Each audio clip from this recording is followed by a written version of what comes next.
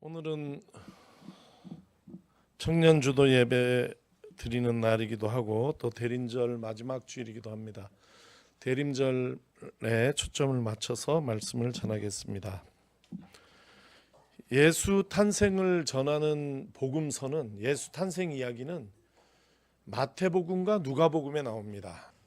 놀랍게도 복음서, 첫 예수에 관한 이야기에는, 마가복음에는 탄생 이야기가 전혀 나오지 않습니다.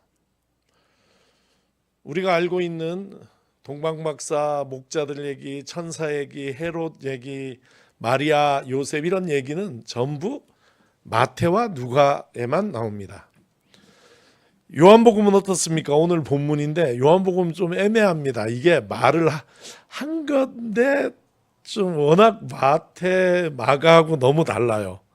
딱 한 절에 성탄의 이야기를 담고 있는데 그 이야기는 이것입니다. 오늘 본문의 첫 문장인데 같이 읽겠습니다.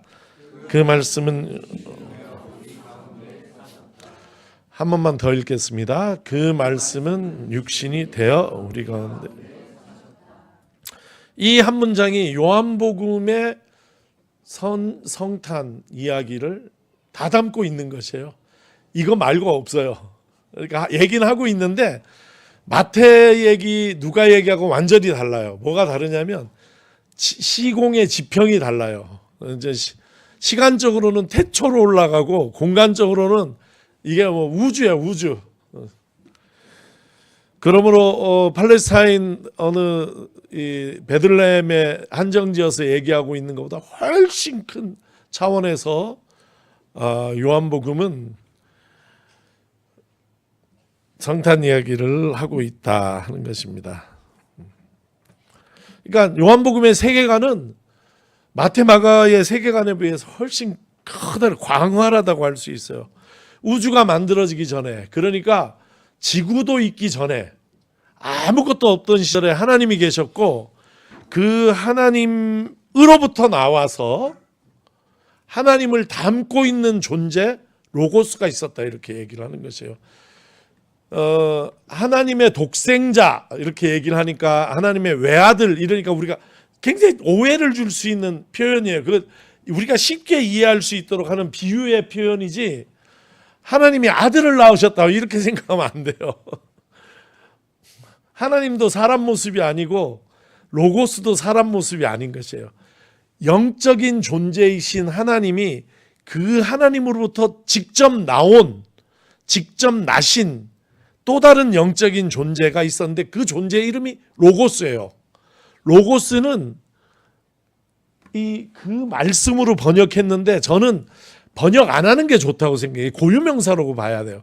물론 로고스의 말씀이란 뜻이 있지만 태초에 로고스라는 존재가 하늘에 있었는데 그는 하나님으로부터 나왔고 하나님을 그 존재 안에 가득 담고 있었다. 그래서 이 로고스만 하나님으로부터 나신 분이다, 하나님으로부터 나온 분이다 하여서 온리 비가튼이에요. 온리 비가튼, 하나님으로부터 나온 유일한 존재다. 그런 분이 로고스가 있었던, 이게 상상이 안 되는 얘기예요. 우리가 상상할 수가 없어. 어떻게 상상이 돼요? 왜? 지구도 있기 전에 얘기거든요.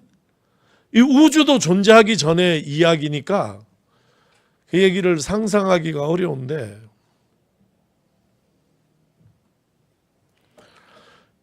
여러분의 상상에 맡기겠어요. 난 설명할 수가 없어요. 근데 이 로고스라는 존재가 육신이 되었다는 이야기를 하고 있습니다. 육신을 입었다가 아니라 육신이 되었다, 이렇게. 그래서 우리 가운데 거하셨다. 이게 요한복음의 이야기예요. 그런 영적인 존재, 하나님부터 나왔고 하나님을 담고 있는 영적인 존재가 육이 되어서 우리 가운데 들어와 거하셨다, 이런 얘기예요. 그런 설명이 없어요. 뭐 어떻게 육이 되었는지, 마리아한테 나셨는지, 이런 얘기는 요한복음의 관심사항이 아니에요. 요한복음의 관심사항은 예수의 기원이에요. 이분이 어떤 분인가? 이분은 하늘에서 온 분이다. 이분은 원래 로고스로 천상에 이 창조 이전부터 존재하셨던 분이고, 오늘 찬양에도 되게 드문 표현인데 우리의 창조주 그리스도 이렇게 돼 있잖아요. 우리의 창조주 하나님이 아니라 우리의 창조주 그리스도, 이런 표현은 철저하게 요한복음의 신앙이에요. 요한복음은 그 로고스에 의해서 모든 것이 만들어졌고 그가 육신이 되어 우리 가운데 거했다, 이렇게 얘기를 하는 거예요. 이 사건을 이렇게 얘기합니다. 화육. 야, 한문을 너무 안 쓰니까 이게 육자도 헷갈리는 거 있죠. 이게 맞겠지? 그랬더니 AI도 믿을 수 없는 게, 한문 복사하려고 화육을 한문으로 써달라 했더니 육자를, 교육의 육자 쓴 거 있지. 무슨 모르면 그런데 확 속을 것 같아. 나는 그래도 이게 몸 육자라는 거 아니까 옥편 다시 찾아가지고 쓴 거예요. 화육. 될 화. 몸이 되었다. 몸이 되었다요. 이거를 화육 이렇게 얘기를 합니다. 화육은 영적인 존재가, 영적인 존재 이름이 뭐라고요? 로고스가 육이 된 사건을 얘기하는, 그걸 성탄 사건이라고 요한복음은 이야기하는 것이. 이걸 영어로 얘기하면 인카네이션이에요. 인카네이션. 이는 인투라는 뜻이고 뭐뭇이 됐다 이런 건데, 중요한 건 칸이에요. 칸. 이거 칸. 이게 라틴어 어근인데 고기, 육체, 몸 이런 뜻이에요. 그래서 이게 되게 흔하게 쓰는 영어로 카니발에 여기 들어있죠. 카니발. 카니발이 무슨 축제입니까? 사순절이 되면 고기를 못 먹으니까 사순절 전에 고기를 마음껏 먹자는 축제가 카니발의 기원이에요. 그러니까 칸에 고기라는 뜻이 들어있는 게 카니발에. 그 다음에 이 메뉴 아시나요? 멕시칸 음식 중에 까네 아사다. 아사다는 구웠다는 뜻이고, 까네는 고기를 얘기해요. 그래서 고수, 실란트로, 고수에 양념한 고기를 구워내는, 말하자면 바베큐. 이걸 BBQ라고 안 하고 바베큐라고 안 하고 까네 아사다 하는데, 거기도 까네 고기라는 뜻이에요. 고기. 인카네이션은 고기가 됐다 그러면 좀 이상하고, 몸이 됐다, 육이 되었다. 그래서 화육을 인카네이션 이렇게 얘기를 하는 것이에요. 중요한 건 뭐예요? 우리가 알 수도 없고 볼 수도 없는 영적인 존재가 육이 되어 우리 가운데 거하셨다는 거예요. 그러함으로 우리가 알 수도 있고 볼 수도 있게 되었다 하는 것이에요. 그뿐만 아니라 영이신 하나님까지 우리가 이 로고스의 화육을 통해서 하나님을 알게 됐다. 왜? 이 로고스는 하나님을 그 안에 가득 담고 있는 존재이기 때문에, 그가 육을 입었지만 육을 입은 그가 하나님을 소개했다. 그래서 요한복음은 이 서론 1장에서 1장 1절에 18절까지는 이렇게 어려운 얘기를 하고, 그 다음부터 이제 굉장히 쉬운 표현을 해요. 하나님은 아버지, 예수는 아들, 아버지와 아들, 이렇게 굉장히 쉬운 표현을 쓰거든요. 그런데 그게 이래 육신의 아버지와 아들이 아니라는 이야기를 서론에서 얘기를 해요. 근데 서론 얘기만 갖고 가면 요한복음을 읽을 사람이 없어. 너무 어려워서 쉬운 비유로 그 관계를 아버지와 아들로 표현해서, 아버지를 보여주는 유일한 사람은 예수다, 이렇게 우리에게 설명하는 것입니다. 이게 성탄절에 우리가 이 대림절에 기억해야 되는 화육 사건입니다. 인카네이션 사건이에요. 이건 여러분이 아는 이야기예요. 근데 저는 오늘 설교 제목을 말씀이 육신이 되신 예수 우리 교회 이렇게 잡았어요. 인카네이션이 예수에게만 일어난 사건이 아니라 우리에게도 일어난 사건이라는 얘기를 드리는 것입니다. 여기 성경이 있습니다. 이 말씀도 로고스예요. 말씀이 로고스입니다. 이 성경 말씀, 즉 인카네이션 되어 온 예수에 대한 이야기를 담고 있는 이 문자로 되어 있는 성경도 로고스예요. 근데 이 로고스가 화육하지 않으면 죽은 문자에 불과해요. 우리가 초보적인 신앙 때는 이 성경책에 무슨 신비한 거룩함과 어떤 능력과 뭐 이런 게 있는 줄 알 수도 있거든요. 그래가지고 성경을 막 엄청 귀하게 여기고 여름에 차 뒷칸에 던져놨다가도 아유 너무 더우시면 어떡하나 해가지고 집에 가져가기도 하고 그렇게 하는데 나는 일찍 그 신앙이 깨졌어요. 창선이라고 우리 1년 후배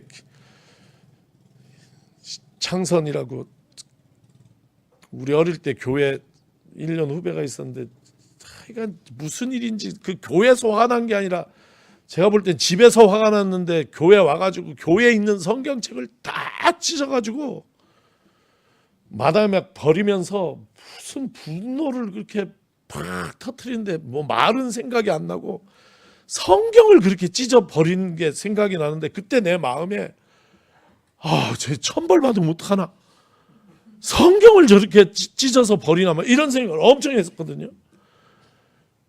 근데 아무 일이 안 일어나더라고. 그래서 이 자체는 이게 크게 이거는 아니구나 이렇게 알게 됐어요. 그리고는 그 찢어진 걸 내가 치워야 되는데 목사들이랑 내가 치워야 되는데 너무 고민이 되는 거예요. 이걸 이 성경책을 쓰레기통에 버려야 되나 풀로 붙여야 되나 그러다가 내 아궁이에다 그때 아궁이 떼던 교육관 아궁이 떼던 시절이라 불 다 태워버렸어 내가. 그러면서도 마음이 얼마나 겁이 났는지 몰라. 근데 또 별일이 없더라고. 그래서 이 성경 이거 자체는 그냥 책이에요. 이건 문자야. 어떤 면에서는 제가 얘기를 하면 죽은 문자예요. 이 말씀이 살아있는 말씀이 되고 능력의 말씀이 되려면 이 말씀이 이 문자가 인카네이션 하는 게 필요해요. 어디로? 우리 안으로. 누군가는 이 말씀을 정말 하나님의 말씀으로 귀히 여기고 이 말씀대로 살겠노라 마음의 결심을 하고 힘들고 어려워도 내가 손해를 볼지라도 이 말씀대로 실제로 살아내는 사람, 그러니까 말씀을 살아내는 사람, 그런 사람에 의해서 즉 말씀이 인카네이트된 이 말씀이 여기에 있는 게 아니라 내 속에 들어와서 내 삶이 되고 그것이 나의 행동이 되고 나의 실천이 될 때에 그때 그 말씀은 생명력을 얻어서 힘을 발휘하고 그때 거룩한 하나님의 말씀이 되는 것이죠. 그래서 저는 인카네이션은 예수에게만 일어난 일이 아니라 우리에게도 이 로고스가 우리 안에 들어와서 우리의 삶에 될 때 우리의 인카네이션이 일어난다. 이 얘기를 드리고 싶어요. 예수님의 인카네이션을 기다리는 이때에 우리가 염두에 둬야 될 것은 하나님의 말씀이 내 안에 체득되어서 내가 말씀으로 사는 인카네이션을 우리가 기도해야 된다 하는 것이에요. 인카네이션의 출발점은 설교예요. 이 자리에 제가 지금 하고 있는 이 퍼포먼스를 설교라고 얘기를 해요. 설교는 두 단계가 있어요. 그런데 설교가 무엇이냐고 나한테 물으면 저는 말씀의 육화 이렇게 얘기를 하겠어요. 말씀의 육화, 말씀의 화육 까네야 써다 말고 말씀의 인카네이션이라고 얘기해요. 말씀이 설교를 통해서 말씀이 살아있는 말씀 인카네이션 일어나는 이게 설교예요. 그러면 설교는 두 단계가 있어요. 1단계는 뭐냐면 목사가 하는 거예요. 근데 이 목사가 하는 설교는 뭐냐 하면 여기서 제가 여러분에게 교훈적이고 도덕적인 얘기를 하는 게 아니라 설교 뭡니까? 나는 여기서 뭘 해야지 되는 거예요? 말씀을 이해할 수 있도록 해주는 것이에요. 딱 그거예요. 여기 이 말씀을 읽어보겠습니다. 이 장면은 어디에 느헤미야 8장에 나오는 장면인데 포로로 끌려갔던 이스라엘 백성들이 자유함을 얻었어요. 그래서 예루살렘에 돌아와서 성벽을 다시 세운 후에 하나님 앞에 예배 드리는데 포로로 잡혀가기 전 예배하고 갔다 온 예배가 바뀌었어요. 가기 전 예배는 동물 제사예요. 예배라는 게 말이 없어. 동물을 죽여서 피를 하나님 앞에 뿌리고 그리고 이 동물의 기름과 살을 태워서 하나님 앞에 올려드리는 게 예배였어요. 그런데 바벨론에서 바뀌었어. 예배를 못 드리잖아요. 동물 제사를 못 드려요. 제사를 못 드리는데 이 제사장들이 뭘 하기 시작했냐면 율법을 모아서 기록하기 시작했어요. 토라가 처음 기록되기 시작한 게 바벨론 포로 때예요. 제사장들이 그 일을 해서. 그래서 돌아와서는 다시 동물 제사로 돌아가지 않고 경전 제사, 말씀 제사, 말씀 예배를 시작하는 거예요. 이 말씀 예배를 굉장히 일찍 이제 유대인들이 드리기 시작했는데 그 장면의 한 부분이에요. 이 7절이 되게 어려워. 이 이름을 알 필요는 없어요. 그러나 여러분이 지금 졸리기 때문에 잠 깨는 의미에서 이 어려운 발음들을 한번 같이 해보도록 하겠습니다. 틀리기 없기. 시작. 레위 사람인 세레비아와 야민과 악국과 사부대와 호디야와 마아세야와 그리다와 아세라와 요사박과 하난과 블라야는 백성들이 제자리 서 있는 동안 그들에게 율법을 설명하여 주었다. 하나님의 율법책이 낭독될 때에 그들이 통역을 하고 뜻을 밝혀 설명하여 주었으므로 백성은 내용을 잘 알아들을 수 있었다. 백성은 율법의 말씀을 들으면서 모두 울었다. 나는 이게 설교의 원형이라고 봐요. 뭘 했어요? 이 사람 통역한 사람들이에요. 바벨론에서 587년도 잡혀갔다 515년 기원전에 풀려났으니까 이든 그 60몇 년 세월 동안에 히브리어를 못하는 사람들이 나온 거예요. 거기서 태어난 사람들이 나온 거야. 그러니까 뭐가 필요하냐면 히브리어를 읽어도 이해를 못해. 그러니까 여기 지금 이름 한 번 더 읽을까요? 그만할까요? 이 통역가들이 옆에 그 2세대들 옆에 서가지고 히브리어를 그들이 알아들을 수 있는 아람어로 통역을 해준 거예요. 그랬더니 어떤 일이 있느냐면 백성은 내용을 잘 알아들을 수 있었다는 거야. 이걸 잘 알아들으니까 복잡한 설명한 게 아니에요. 말씀을 잘 알아들으니까 그들이 감동해서 모두 울었다 얘기하잖아요. 그러니까 목사의 설교는 두 단계, 말씀의 육화로서의 설교는 두 단계인데 1단계는 목사가 하는 거예요. 여기서 딱 한정져 되도록이면 이 범위 안에서 해야 돼. 말씀을 설명하는 것. 어떤 사람은 목사님 말씀 성경 중심으로 설교하는 거 싫다 그러는데 아니 내 생각엔 그게 설교지. 그거 아니면 안 돼. 안 돼. 이것만 해야 된다니까. 저는 내가 생각하는 설교론이에요, 이게. 이 통역관들이 그 성경을 풀어줘서 백성들이 하나님 말씀을 이해하게 됐잖아요. 이해하게 되니까 그들이 모두 감동을 받아서 울었다고 얘기를 하잖아요. 그러니까 저는 제 스스로 저의 설교를 말씀을 설명하는 쪽으로 가두려고 해요. 물론 적용이라는 걸 해가지고 이렇게 살아라 저렇게 살아라 얘기할 수 있는데 그 최소화해야 된다고 봐. 그 일은 누가 해야 되는가? 성도들이 할 일이에요. 그러니까 말씀의 설교의 두 번째 단계는 누가 하는가? 여러분이 하시는 거예요. 여러분이 다른 말로 하면 선포된 말씀을 듣고, 자, 여기 기록된 말씀 로고스가 있어요. 제가 이 말씀을 들어서 선포된 말씀으로 바꿔주는 거야. 설명해 준다고요. 이 선포된 말씀을 들은 여러분이 마음에 감동을 받고 내가 그 말씀대로 살아야 되겠다. 살아내야 되겠다. 그래서 살 때 말씀의 육화가 일어나는 것이에요. 그러므로 설교는 저 혼자 하는 것이 아니라 제가 일부를 하는 거고 여러분이 설교의 2부를 하는 것이에요. 여러분이 말씀을 듣고 이 말씀이 여러분 안에 화육하여서 여러분의 삶의 자리에서 말씀을 살 때 비로소 이 기록된 말씀 로고스가 인카네이션을 하는 것이에요. 여러분하고 저하고는 성령 하나님의 인도하심을 따라서 같이 설교하는 설교자다. 우리는 다 하나님의 말씀을 선포한다. 그런 의미에서 설교자다 이렇게 이야기할 수 있는 것입니다.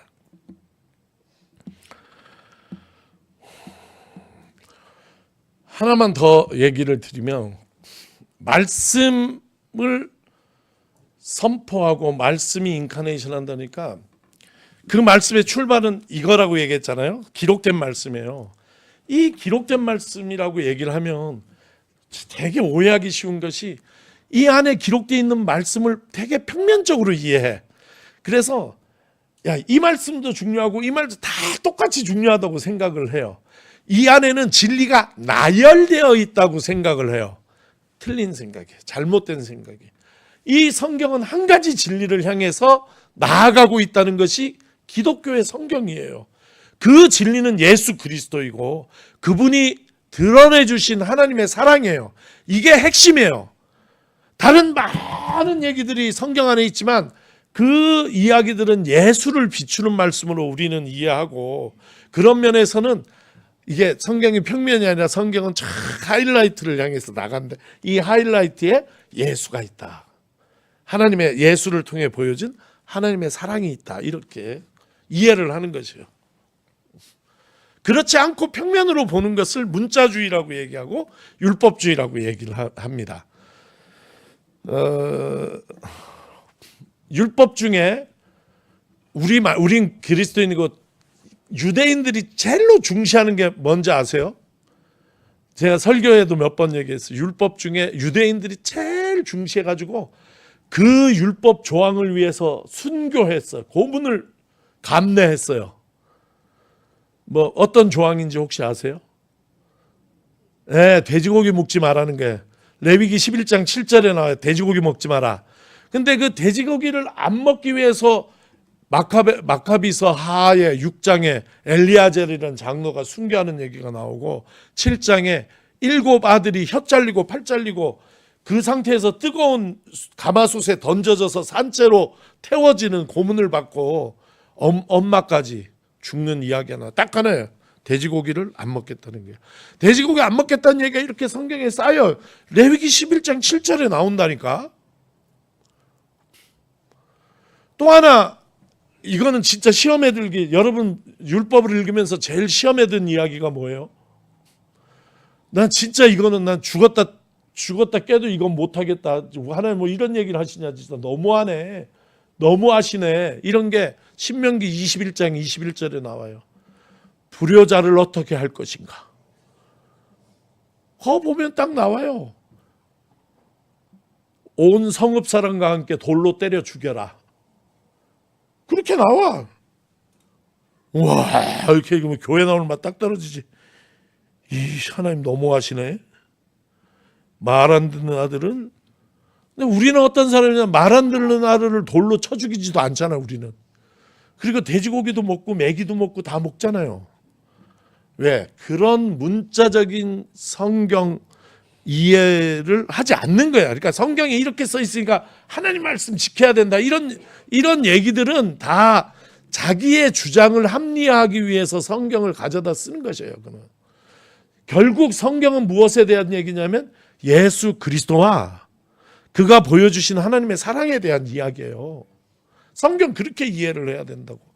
그러므로 우리 안에 인카네이트 되어야 되는 하나님의 말씀은 뭘 하지 마라, 뭘 하라 이런 율법적인 말씀의 인카네이션이 아니라 말씀을 따라 산다는 것은 우리 율법적인 인간으로 만드는 것이 아니라 오히려 우리를 그 모든 율법으로부터 해방하고 오직 예수 그리스도와 그분을 통해 드러난 하나님의 사랑을 붙들고 살아가는 사람으로 만들어주는 것이다. 이게 복음이다. 그래서 복음이다 하는 것이에요. 그래서 이런 얘기 이거 로마서 10장 4절 말씀인데 같이 읽어보겠습니다. 시작.